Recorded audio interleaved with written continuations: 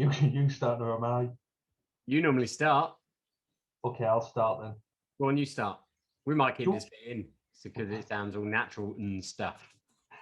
I'll start. You all right? Do you want some, like?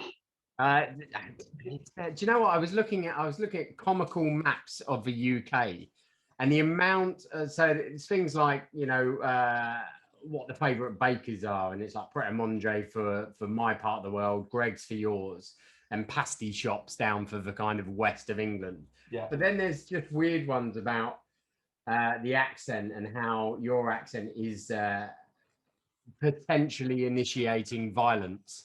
And there are people that live up by you who punch horses, and that's the Geordies, man. I've told you, the punch police horses. But I have had a mutual friend of ours, Dave Odell. He came up to our region. I took him out for dinner, and apart from me noticed, he said, "Oh, you know everyone, don't you?" And I was like, "Well, it's quite a small town." So we walked past people and said, "Are you all right?" And he thought that's me knowing them. Right. Because down south, you wouldn't say to somebody in the street, "Hello, you all right?" You wouldn't walk through London, would you? No. Going, "Hello, are you okay?" You'd get lamped. And so we're sat in this pub, and I knew one of the guys in there, and I'm going to him, "Hi, you all right?" And David went, "Is there some trouble between you two?" I was like, no, he's a canny lad. And he went, "Canny? What's canny?" And that was how the evening went, to be honest. So basically, you did your own Monkey Batman podcast around the table in a pub. Yeah. He'd heard that the guitarist from Iron Maiden lived in Yarm, and he was hoping we'd bump into him. He said, "Where does he drink?" And I went, "To Tuesday night." I know he's rock and roll, but I'm not sure he's going to be drinking real ale in the pub. He's not that rock and roll. But how are you, Russ? How are you doing? I'm good, mate. As you can see today, I am wearing my picnic tablecloth type attire. It's slightly off page from traditional gingham. It's not the red and white, but you've gone monotonic gingham, which is already a strong contender for the title of this week's show. Monotonic Gingham, or for name. What a great name for a band that would be. Monotonic Gingham. Monotonic Gingham. Yeah. I mean, it's a real tongue twister. It's the kind of thing that like intellectual people would listen. Oh, what you got on there? You know, the one who always went to the independent record stores to buy the CDs that you could only get on like limited release. What are you listening to, Paul? Monotonic Gingham. Oh, what are they like? Well, they're like Beijing Bicycle Club meets Mumford and Sons. Okay, all right, great. So I want their album. Yeah. Okay. Let's do it. I'll tell you what I am excited about. Tell me. They Might Be Giants are touring in America, doing their first ever album, Flood, as an original set. Yeah. But with a modern twist. Now, if there was a band, there's a couple of bands I would travel to go and see. Go on. Like for Jill, it'd be U2. She's been all over Europe and was going to go to New York to see U2. Yep. For me, it'd either be They Might Be Giants. Yep. Or Ben Folds. They're the two that I would travel to go and see. And we can't travel at the moment. It's all sold out. Not good, is it? I mean, I'm not going to let it get me down, but... I wouldn't let it get you down, mate. I'm not going to let it get me down. There'll be lots of opportunities. But do you want me to start again? Do you want some, like, I'll give it to you, like that? Should we start again? Should. We'll edit this, everyone. We'll edit this bit. It'll be fine. So, how do you want to start then? Do you want to do... You start with questions, because I always start with questions. I'll start, and my first question is a musical theme. Now, discounting the recorder, which is surgically attached to your hand as soon as you begin school. London's burning every morning. Oh, mine was Three Blind Mice. Frere Zaka. Nice, like that one. What was your school instrument? What else did you learn? Because everyone has an instrument thrust upon them at school who misses. Yeah. Okay. So what I've got to point out to you is, I'm in the northeast of England. Yeah. And schools are a bit different here. Yeah, they are. But you've got the pit band. We do actually, yeah. So I mean, I do have a sensible answer. I'm from a long line of trombonists, comedy trombonists. So both of our boys at school, when they go up to their comprehensive school, well, in their primary school, he picked an instrument. Both of them had trombone, and Harry gave it up and went to do football, and Edward still does trombone. I did trombone at school. When I say I did trombone, I made comedy noises around the corridors. Brilliant. But Jill, my wife's the real talent. She plays the piano. Does she? Yeah. Oh, I love the piano. She stands up when she plays it as well. Does she? What? And stamps her foot? Oh, she's like a rockabilly. Well, she tells me she's going to kill me for this. It's the only person I know that can play like the entertainer, and it's like Les Dawson playing the entertainer.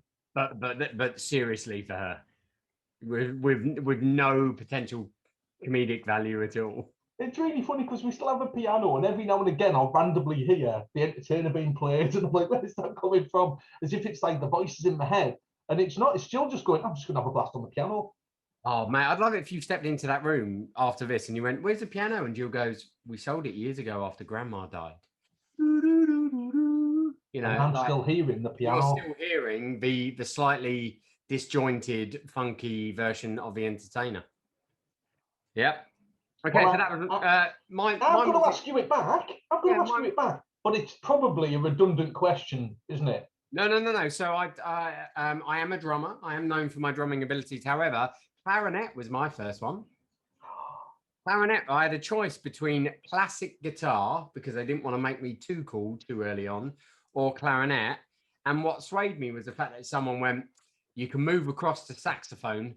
I don't know if anyone's ever made that move. You know, it must be like going from league to union or vice versa.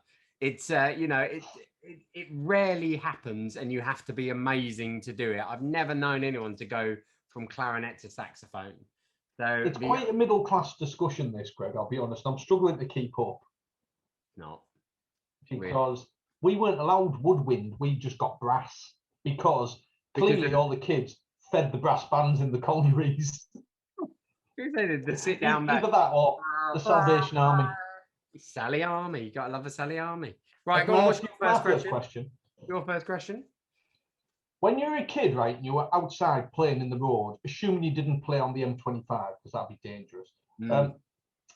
You'll have played a game we call it Kirby. Yep. Yeah, we mentioned it. We mentioned it last episode about how did the Romans do Kirby. Yeah. So that made me think. Everybody has their own little rules with Kirby and the points. Did you ever play the rule where if you threw it and it bounced back and you ran and caught it, you got more points? Or did you just have like 1 point for a Kirby? We didn't do the catching one because my hand-eye coordination is terrible. What we did was if you hit the curb, you got a point. If you hit the curb and it bounced back over the halfway line between the road, you got 2 points. And if you did a double Kirby, you got a point, and an extra point for the double. So it was like a 3-pointer. Subsequent question. Yep. If you got a Kirby, were you allowed to go in the middle of the road and do it for your next one? No, we didn't play that either. You and I are going to have a north-south standoff where we do the best out of 3 and we alternate rules. I like the sound of that. Next time we meet in person, I'll bring a football and we'll just find some curbs. Yeah, just not on the M25. Running to catch it on the M25 is not a good rule to play. Oh, right. I'll make a note of that. Make a note of that one. Okay, my next question. There were 2 tiers of chocolate bars growing up. I'm assuming there still are. So there were your premium chocolate bars, like your Mars bar, like your Marathon. I will not comply with social pressure. You know, like your Whisper. But then there were your sandwich lunchbox tier of chocolate bars. Your Penguin, your Yo-Yo, your Viscount, your Club. And maybe because you are up north, your Tunnocks caramel wafer. What was your go-to sandwich box chocolate bar? Well, first of all, Greg, they're chocolate biscuits and they're chocolate bars. They're very different classifications. Is that the definition? Is that how you define it? Because chocolate biscuits, chocolate bars. Well, you say that. For me, a premium chocolate bar would have been like, do you know the munchies that you used to get? Oh, I love a munchie, yeah. They were premium because they always cost a little bit more. But the irony is that premium chocolate bar contains biscuit. let's not start that one because Lisa Elam's will be on straight away. So my favourite one when I was a kid was a blueberry band. I don't know that one. What was that? A wafer-based one? Yeah, a wafer-based one, the blue wrapper, and it was blue riband, RIBAND, blue riband. So it wasn't Blue Ribbon. No, we always used to say in the Northeast, blue riband. Well, I've obviously been misreading it. See, my favourite one was a gold bar. Do you remember the gold bar? Nonsense. It was just solid. It was a solid biscuit, but it had gold flavored chocolate or gold chocolate flavored coating, not gold flavored. Gold flavored. Gold flavored. It didn't taste like gold. It tasted like the song that Spandau Ballet did. And every time you bit into it, you had to go, gold! Gold! Always believe in your soul. Yeah, so... You've got the power to know. You're indestructible. Always, but anyway. It was like that Caramac chocolate, wasn't it? Yes, and I enjoyed a Caramac, the world's finished chocolate bar. It was like it was like tiny. It was a feat of engineering how they managed to construct a bar that stayed intact. That should have been their strapline. Stay intact, eat Caramac. Yeah. Or maybe not because it's rubbish. What's your second question, Russ? Well, my second question for you is, what's your favourite London airport?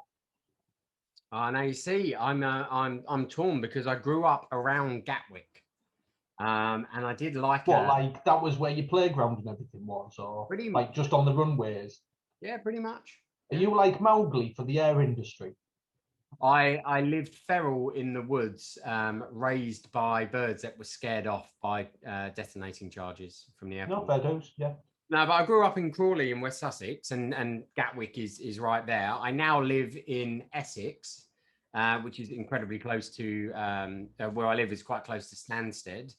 And obviously Heathrow for me was always too big, but I'm gonna have to say Heathrow now because of T5. I love T5. I think it's brilliant. I think it's so easy. Beautiful. It's beautiful. It's really good. And yours? Well, I want to expand this question as well, but mine is Heathrow.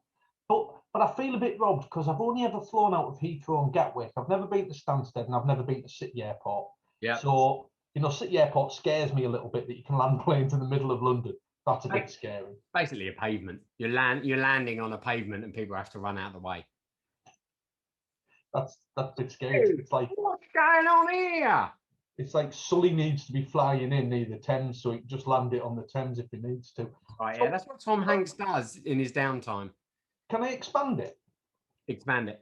What's your favourite airport anywhere in the world? So it should be Orlando because it has a very special place in my heart being so close to Disney and I'm a massive Disney fan. However, I can't help that Orlando really annoys me because you have to catch a train with your luggage or you have to wait around for about an hour for your luggage to come from one side of the airport to the other. So I think really I went to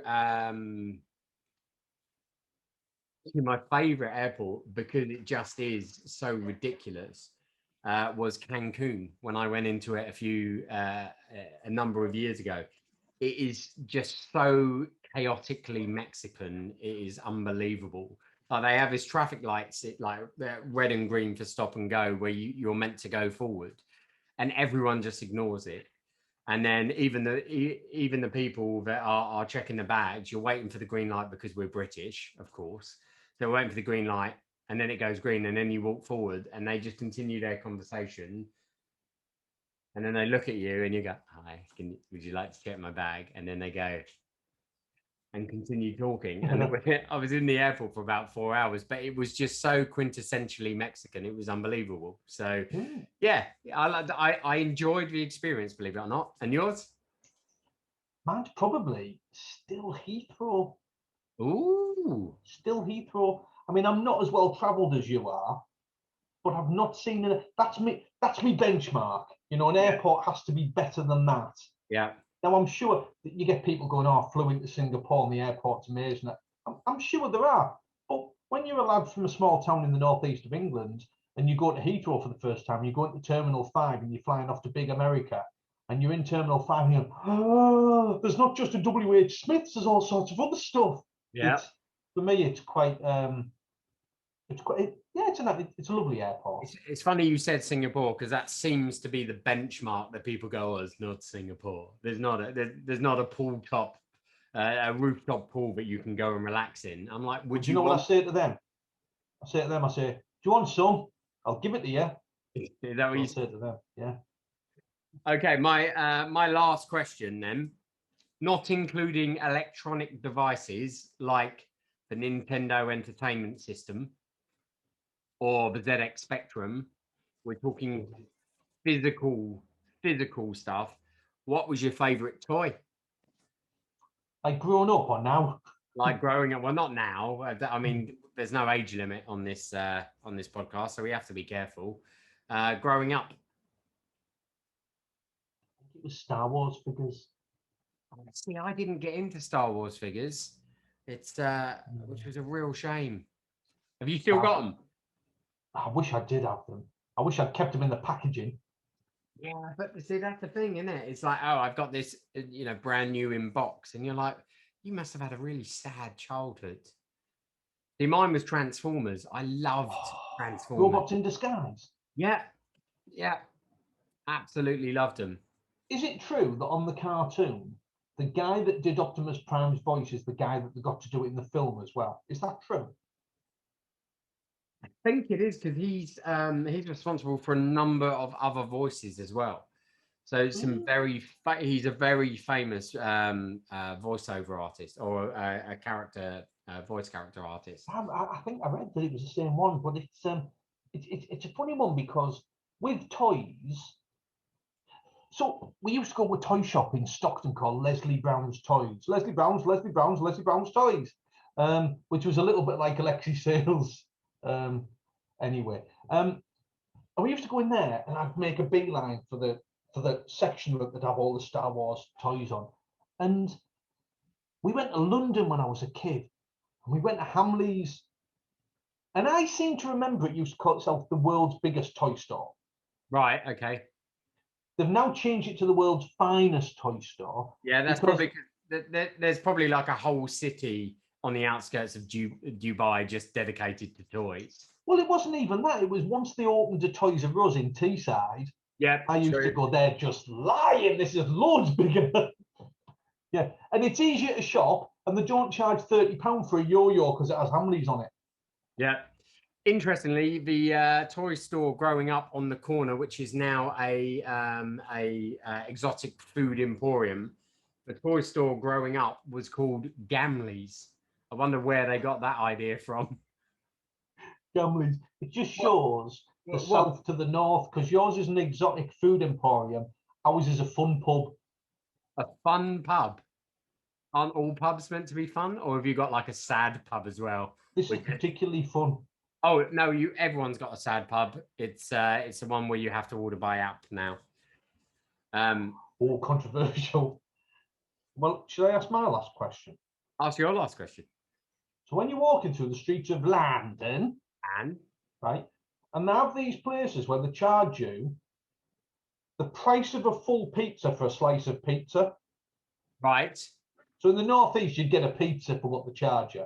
But you get this like triangle of pizza, but it's as big as your head, Yeah. It's big. It just made me think, and all my questions for you are normally inspired by London. Or food. Yeah. What's your favourite pizza topping?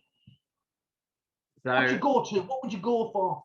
So if I'm in a restaurant and they do it, I'll have seafood on the pizza. Okay. So I do. I like an anchovy. I like some prawns, some squid, some tuna, all that kind of stuff. It's nice. However, when I'm ordering, I want a barbecue base, not tomato. Dirty.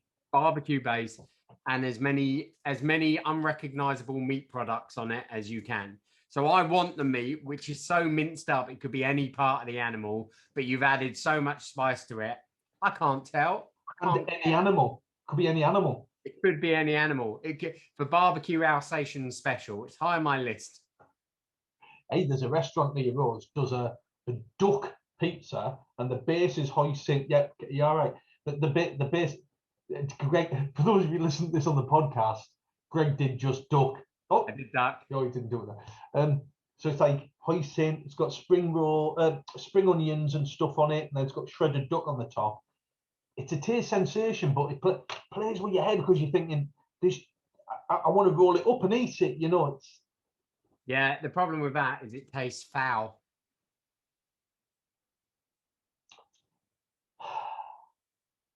Hey, what are your thoughts on a calzone? The calzone is like the folded pizza, which is then baked in the oven, right?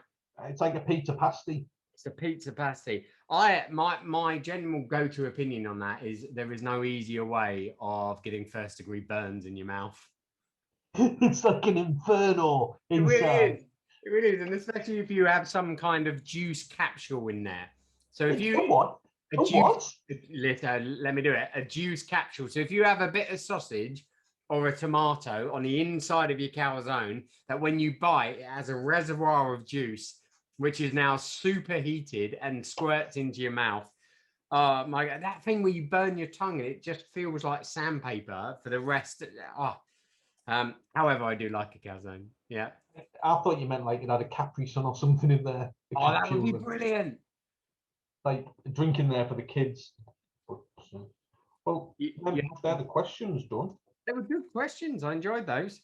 But do you know, we normally have a confectionery section.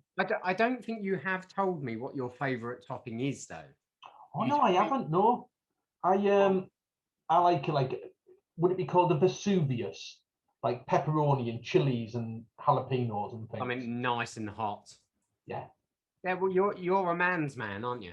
You see, there's me. Oh, yeah, I like seafood, maybe some squid. And you're like, mate, as long as I cannot feel my face after I eat it, it's good. Yeah, I mean, I like the seafood one, but I don't like tuna on a pizza. I don't get it. All the other stuff, brilliant. Tuna, don't get it. All right. I'll ask them to leave it off next time we meet. If you would. Okay. If you would. Right, so we normally have a confectionery feature, don't we? Well, yeah, we did, but you ate chocolate live on air, and I was massively upset that I didn't get any because you seem to be getting all the fan mail. You get all the nice stuff through the post, and I'm getting nothing. Nothing, Russ. Nothing's arrived at my house. I've got the registered address as my house, so I get all of the freebies. Right. Well, the thing is, I was at a conference at the weekend, and this guy called Greg Davies won this award, like ED of the Year or something fancy like that. And he did this amazing presentation to close off the conference. And he said, like, 90 days, where are you going to be in 90 days? And I wanted to be not as fat in 90 days. So what I've done is I've started calorie counting and not eating confectionery. So it kind of ruins it to the point where I've got like a bit of an apple core here from. I recognize your apple core, and I raised you Satsuma peel. I thought that was part of a mango then. I thought I was going to go, well, you're posh. No, Satsuma. You got to love a Satsuma. My favourite citrus fruit. Satsuma is like an easily surrendering orange. You know, orange, like the people of Troy, they're going to put up a fight. You're going to have to get a Trojan horse in there to unpeel it. Satsumas, they're like, I don't know. You pick a nation that you believe are easily surrenderable.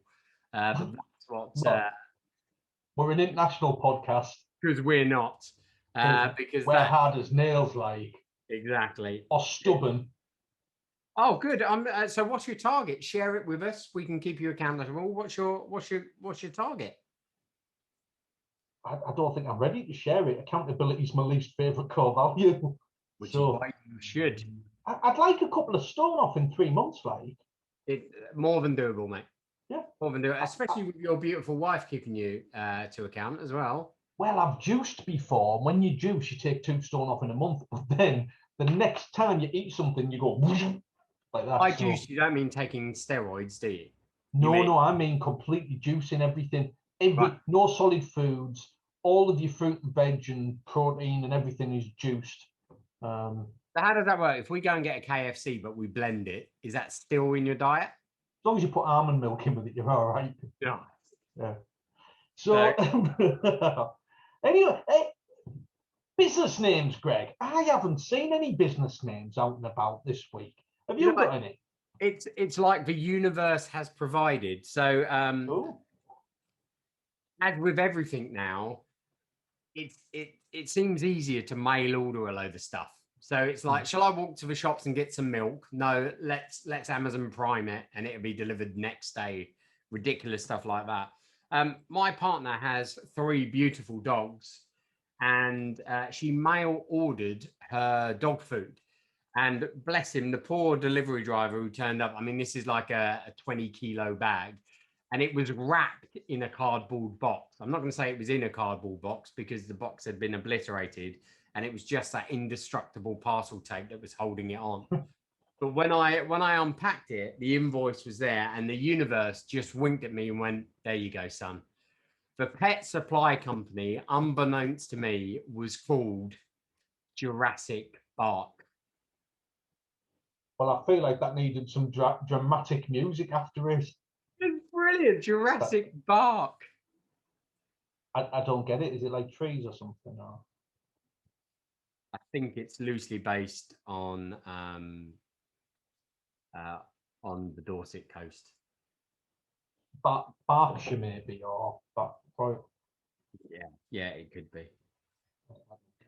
So I'll tell you what I have seen in the news this last week. What have you seen? I've seen that Richard Branson. Also, hang on, I've slipped into a news item. I'll just put my glasses on. Thank you. I was feeling unsure of the territory that we were traversing at that point. Sorry, I can't hear you. I'm doing my papers on the desk. Very good. Very good papers. Do you think I make a good newsreader? I think you make a newsreader, yes. Well, it's halfway there, isn't it? So I'll take that. So I've seen Richard Branson is in the news, right? And he's sought some venture capital investment into his Virgin Galactic business. Right. We touched on this last podcast, didn't we? It values it at over £3 billion as a business. It's not earned a penny yet. It's not had a flight, but you've got this guy that used to work for Goldman Sachs, the investment bank. Is it likely that Goldman Sachs are going to sponsor us at any point? Do we need to blur out that name? I wouldn't rule it out. Well, you were quite happy to say Toys R Us earlier. Is that because they've gone out of business? Yeah, they don't exist apart from in Iceland, I think. What about Hamleys? Hamleys definitely do. And you were happy to say their name. We said a lot of names. I've said Greg's. I thought you meant your name. No. I mean, we need to get better at this. We do need to get. Yeah, I thought your company name Tourette's was like more on point than it is. Okay, so an ex Goldman Sachs has valued his company Galactic. How much? Over $3 billion. And so that must be based on patents, intellectual property, and then what else? How do they can't have a lot of? I suppose they've got a few old boosters laying around.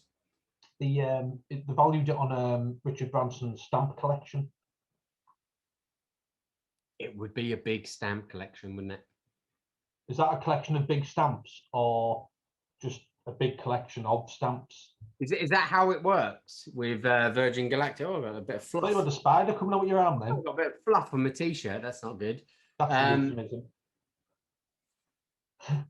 Is that how he said? Like every time you go, you take a plane to another country. Is that how you have to pay your airport taxes? You put the right amount of stamps on the tail of the plane, like a letter. Well, what you have to do is you say, "Can I pay for this with Maggia Posta stamps?" See what I've done there? I used to collect stamps. I know all the countries, mate. That's very, very good. And what was your favourite? What was your favourite limited edition of stamps? Well, I had this one that, I mean, somebody said it was quite special, called the Penny Black, but I just got rid of it. I threw it in the bin. I didn't like it. They're not that impressive, are they? Wasn't impressed at all. I stuck it on, like in Brewster's Millions. I stuck it on a letter and I posted it. I wanted rid of it. Hey, tell you what else been happening in the news. Oh, go on. I was going to ask your opinion on whether you thought that was a decent valuation for the company. how do you value something that's never really been a commercial business before? How do you? Well, it must be potential. They must be looking. I mean, as you said, old Bezos is going up soon, and they must be looking at it going, within the next 5 to 10 years, everyone's going to be doing this. So it is that potential, isn't it? It's crazy. Go on, what's your next? What else is going on? They are perfectly positioned to be one of the potential 3 companies that can take people into space. Yeah. But do you know what really interests me? Whenever you get celebrities on TV talking about, some newsreaders were talking about this the other day, and I'm a newsreader now, so they involved me in the conversation. I heard them all, they were saying, would you go up if you had the money? Would you go up? And they're all like, oh yeah, I'd go into space. And I don't know about you, but I'm thinking I might give it a year, see how it goes on. Oh, I am an early adapter. I am not. There is no Yuri Gagarin about me. I'm not going to lay on my back and be strapped to a rocket. My big thing with the kind of space tourism at the moment is where they're proposing building the spaceports, because you've got like one down in Cornwall and one in the Outer Hebrides right now, and it's like great. So because it's not just space tourism, they're also talking about reducing flight times by going out of orbit and back in. But then you've got a 9-hour drive from where most people live in the UK to get there. So it's like, hey, you can get to New York in an hour and a half. Fantastic. But you have to drive 9 hours, and it'll be the same the other end as well. So I've got no sympathy for that, Greg, because living where we live, we have to drive an hour north to Newcastle to get on a plane to fly to London and then go to America. So or drive 4.5 hours to London. Well, imagine you have to drive 9 hours to the Outer Hebrides or 17 days to Cornwall. Or just get a local flight from Teesside Airport to Cornwall. That's very true. Yeah, powered by pasties. Right, what's your next bit of business news? Hang on, I'm writing that down. That's a good business idea for the future. Powered by pasties. Powered by pasties. Yeah. So, other news is Joe Biden's been over in the country. Big Joe, President Biden. But that's not the news. There's something else to it as well. Right. But, yesterday, he went and had afternoon tea with the Queen. I mean, can you imagine? Where's the popcorn? No, we're having cucumber sandwiches. Why would you put cucumber in a sandwich? Is it like a zucchini? It's like, I don't even know what a zucchini is. You see, the Queen would say, I don't know, Joe. Don't put any of that cilantro near me. What's cilantro, Joe? I don't know how they'd even get on. When they came out, because the Queen is a very famous Dorito lover. So when she came out with the Doritos, and she was like, Joe, what ones do you like? Do you like nacho cheese, fiery hot, or cool original? And he's like, cool original. We've got ranch. Get me ranch. That's my and the Queen wouldn't know that ranch and cool original are the same, because they're exactly. She doesn't know, does she? So will they end up stabbing each other to death with triangular shaped corn chips? I could have gone with them for who's going to win the fight this week, couldn't I? But I haven't. That's too easy. But I tell you what, though, he's cheeky, and it made me realise how old our monarch actually is, because he said that she reminded him of his mother. Yeah, because he's well into his 70s, isn't he? So he's well into his 70s. She's in her 90s, isn't she? So she's in her 90s. So it would be like, but I wonder if she said, do you reckon she probably doesn't? She's such a professional, but do you reckon they spoke about Trump? When he came over, he walked in front of me. I had to stand the snipers down. And he says, I'm just happy I can walk. Yeah. Yeah. Does he go like that? Look, normal size hand. Ooh. And shake her hand properly. He was doing all the faux pas, wasn't he? When he came over, he was like walking in front of her, turning his back on her. All the social etiquette was going out the window. And you saw Charles going, stand down, do not take the shot. He had no idea of the thing is, though, as a country with our monarch, if you're not brought up in the UK, it's very difficult to understand the things that one does do and the things that one doesn't do. Well, I don't quite understand. I don't understand how she has this big house in central London, and then she lives in Windsor, and that's a type of soup. I don't get it all. But then she got another one. She got one in Scotland and one in Norfolk. So she got lots of houses. But then doesn't she own Canada and Australia as well? I think she used to. I think they're on like a private hire lease return. So as long as they don't do too many miles over the next 3 years and they pay a balloon payment, they'll own the countries at the end of it. Australia aren't doing any miles at the moment, are they? No. I mean, out of all the countries, Australia have gone, no, close up, we're closing up. Well, that's it really. That was just about Biden and the Queen. I reckon we've hit our 10% business. I think we have. Right, well, I'll just go a bit silly then. I tell you, words don't come easy to me. We started this thing about words that have never really been used for many, many years, or you hear them and you go, what's that? And you would think that being brought up speaking the English language, that we would pretty much know every word. Yeah. And the other day I heard somebody saying, I'm just going to go for a bimble. You're going to go for a what? A bimble. Is that like a Chinese dish? A bimble's like a little walk, like a whimsical walk. A little bimble through the countryside. Oh, I like that. My big problem with unused words is that every time I listen to Boris Johnson, he uses them all. He like flibbity gibbet, and you know he comes out with his words that I reckon he's still got his 16th century Oxford dictionary, and he's like, oh, what shall I use today? Flibbity gibbet, and it just and things like a quiver. When was the last time you were a quiver with anything? Only when I was like doing archery. Very good. So what's so tell me what bimble was again? It's just like a nice, like a little stroll through the country, a whimsical walk through the countryside. It's very, very old English. It's also the kind of milk bread you get when you go to Lanzarote. Or is that bimbo? I can't. So have a look out, because obviously, I mean, we're not going to comment on it, but there is an announcement coming out about what we're going to do in the next 4 weeks.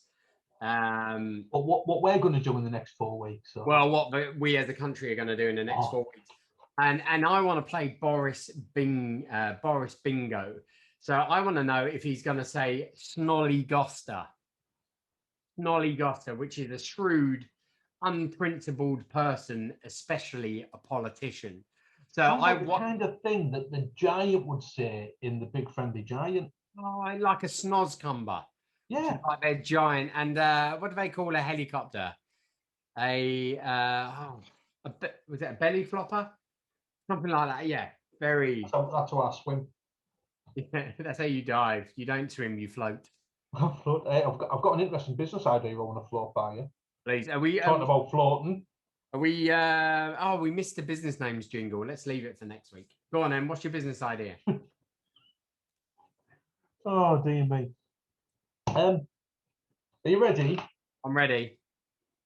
I was inspired by a Basement Jaxx song and video, right? Okay. Mainly the video.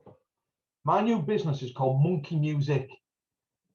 And what I basically do is I get lots of like different types of monkeys, like chimpanzees and marmosets and orangutans and gorillas. I know they're apes, don't get like hung up on it. And basically I teach them to play different instruments. And then we have like a cartoon thing, we have a film, they've all got little character names, and we have a band, and it's a bit like a manufactured band, only they're all monkeys and monkey music. Right. Okay. What do you think? So it's a bit like if you give an infinite amount of monkeys and an infinite amount of typewriters and an infinite amount of time, they will come up with the complete works of Shakespeare. That kind of, but I'm actually gonna rehearse. You're gonna look for some talented monkeys. And I mean, you glossed over the monkey ape thing. So, the difference between a monkey and an ape is that a monkey has a tail and an ape doesn't. So, it's a tail. It's a tail. But yeah, I would limit it to monkeys. Now the question is it politically correct or not? Because the whole PG tips using monkeys was kind of banned because it was seen as being cruel. Would we fall under the guise of Peter? And I'm not talking about Peter the protection of animal people. I'm talking about Peter Kay. He wouldn't be happy, I don't think. But I mean, happy, would he? Oh, I best scratch that off then. I didn't even think about it. I just thought because we had Monkey Batman going on, I thought it'd fit in with the branding and everything. But I tell you what, that's the first time you've rejected one of my business ideas. It is, and do you know what? I'm going to be honest. I'm dying a little inside just by doing it. No, I understand. Well, I also went a little bit off piste. I didn't stick to pure business. I've tried to get into the entertainment sector because I thought it'd be easy money, easy money. Working with a load of monkeys making music, I thought it'd be easy. Oh, well, of course. Why wouldn't it be? I don't want to be misconstrued. What else have you got for me? I've got a big finale. Let's do it. Hang on. I'm bracing myself. I'm braced. But before the big finale. Oh, you're such a. Oh, see what I've done? We'll be back after the break. Before the big finale, we started talking last week about Tom Cruise film ideas, and in real life, yep. In real life, and like running with his what you call his fingers like that. Aerodynamic blade hands. Blade hands. And like jumping off buildings and stuff. And it's in our neck of the woods, we've had Harrison Ford and Tom Cruise filming recently. That's how we got onto the Tom Cruise thing. And it made me think, can you remember a program from the 70s and 80s maybe called Last of the Summer Wine? Oh, that continued right the way through. That was into the 90s as well. The 90s, yeah. The in a bathtub down a hill stuff. Because Russ Abbott ended up in it, didn't he? He did, yeah. Ridiculous. Well, I was going to sleep the other night and I woke up giggling. Just what are you doing? What are you laughing at? And I just had this image of Compo and Clegg and Nora Batty and Tom Cruise falling off a building, landing on a car, getting up and running off through the village. And I just thought, who would be in? So we need three. So we got Tom Cruise, we've got Harrison Ford. Who would be the third member of the Hollywood Last of the Summer Wine? Well, Tom Cruise would be Compo, wouldn't he? He'd have the woolly hat on and everything. Yeah, the small one, obviously. Yeah. So Harrison Ford is quite tall, so he'd be the generic tall one. And then you need the one who voiced Wallace and Gromit. So you need a slightly. Would it be Matt Damon or is he too young? He's too young. Yeah, he's too young. He could be like the nephew of one of them. Yeah, the mechanic nephew. Yeah. So who would you go? What about Tom Hanks? Oh, Tom Hanks would be genius, absolute genius. And then Will Ferrell. No, I think Will Ferrell's too young. Tom Hanks, I'm with you. Tom Hanks. I'm with you. Then, but who would be Nora Batty? Who would be? I was coming on. Who would be Nora Batty and who would be Howard and Marina? You know, they're always riding the bike together. Who'd be Nora Batty? Well, I reckon it needs to be somebody of a certain age, doesn't it? What about Meryl Streep? Well, it's either going to be the Streep, the Close, or the Dench. Oh, Judi Dench. Too English. This is Hollywood. Streep. Streep. Yeah. Or the Horn. Oh, no. Mel Gibson and Goldie Hawn can be the two on the bike. Love it. Love it. So we've got our cast of Hollywood Last of the Summer Wine. Yeah, so if you've got any other Tom Cruise film ideas or programs. So two of them in a bathtub going down the hill and Tom Cruise blade handing it after them. Wait for me! I want in! That's brilliant, isn't it? It's absolutely brilliant. All the scrapes that they get into when it's all Tom Cruise. And then Mel Gibson and Goldie Hawn, every episode, at some point, say there's a bird on the wire over there. Just to reference stuff that they've done. Literally, don't go overboard with that idea. It'd be great. It'd be so good. That was do you mean Mel Gibson or do you mean Kurt Russell? Oh well, she's married to Kurt Russell, isn't she? Yeah, but it was. I'm sure Mel Gibson was Bird on the Wire. That's what I was thinking. I think he was. Yeah, you're right. Maybe there could be a love triangle between the three of them. Oh, we're developing this idea. I'm liking this. So I hope your big close is bigger than this. Oh, it's huge. Okay, come on, bring it. Who would win in a fight? Oh. Right. See what I've done? See the reaction I got there. Like, yes. We've had some really, really good ones. We've had the Marr brothers. We've had Moira Stewart and Robinson. We've had some very good ones. We had Robert Peston Biden, and we know we won that because Biden was not eating the Queen. No, was eating afternoon tea with the Queen. But there was it was Steph. It was a Steph one that was Steph McGovern and Adrian Charles, because that was so one-sided. But it was worth exploring. So come on then, bring it on me. So this one is connected with the space race. And who would have thought when we were kids? What, Vulcans? No. Not the space race. No, I'm on about like. But the Cardassians, the ones with big foreheads and big bums. Oh no, that's the Kardashians. So what space race are we talking about? Like when we were before we were born, really. The Ferengi with the big ears. No. Oh. No. Okay. No. Before we were born, right. Russia and America were trying to get into space first and all that kind of thing. You're not going to do. Thought in the world that we were born into that we would be talking about businessmen taking private flights into space and taking stuff up for NASA in partnership with NASA and all that. So I'm going to picture the scene. I'm going to paint this vista for you. You ready? Okay, I'm ready to be vistarized. Richard Branson. And his pickle. And he's in America going, oh, very nice to meet you. Very nice to meet you. I'm very handsome, very dashing. And Elon Musk drop kicks him into the road, and that starts a fight because Elon Musk is like, oh, I'm the space gadget. That's actually what he calls himself, the space gadget. And Richard Branson and him getting into a fight over the space race. What do you think? Who's going to win that one? That's a real tough one. I mean, Elon Musk has got a bit of a track record about picking a fight, hasn't he? I mean, just like to pick a fight. That's what he's done here. He's picked a fight.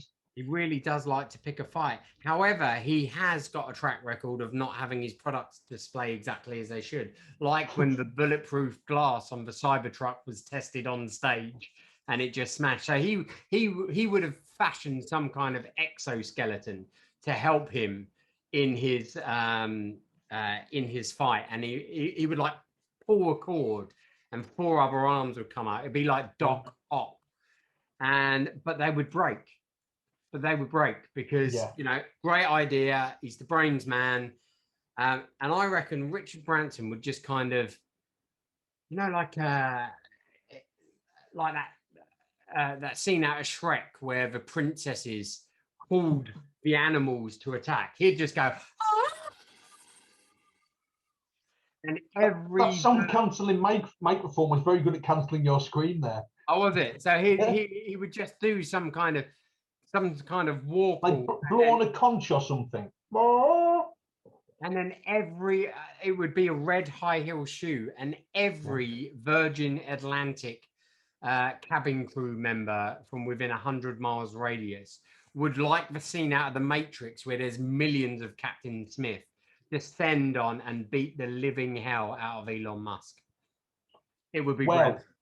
I was actually there, and I'll tell you what happened. Please tell me. You're not far off. So what happened is Elon Musk drop kicked Richard Branson, right? Richard Branson he was knocked off his feet, but he got up. Queensbury rules, rolled his sleeves up like I've got mine like this. Reverse fists. Reverse fists, like Clint Eastwood in Any Which Way But Loose. Yeah. Like shirt off. Left turn. Sweat everywhere, right? And he's getting the best of Elon. But then do you know what happened? What happened? Tell me. Jeff Bezos comes running down the street doing his Tom Cruise blade hands. Has he been taught by Tom? Yeah. He's been in Tom Cruise fighting classes. So he comes running down the street and he grabs Richard Branson round the waist like that and he pulls him to the floor, right? And the two of them set about him. Looks like it's all over. Looks like Branson's about to win. But then he did exactly what you said. So he called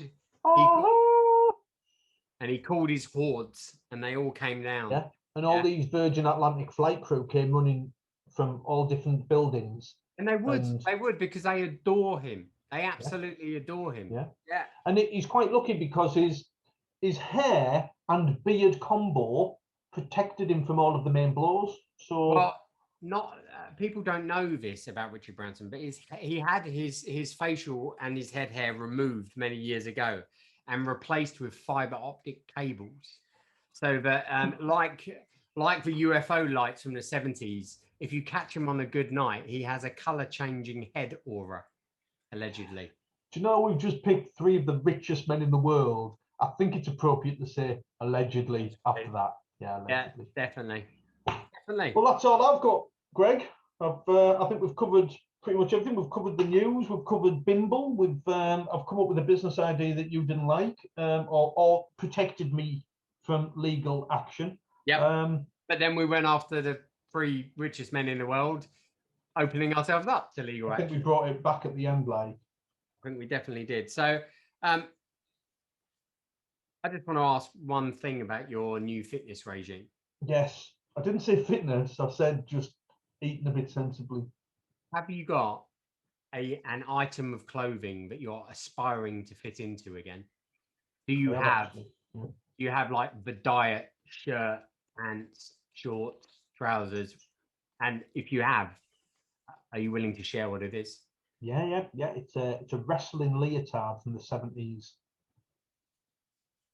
And on that note,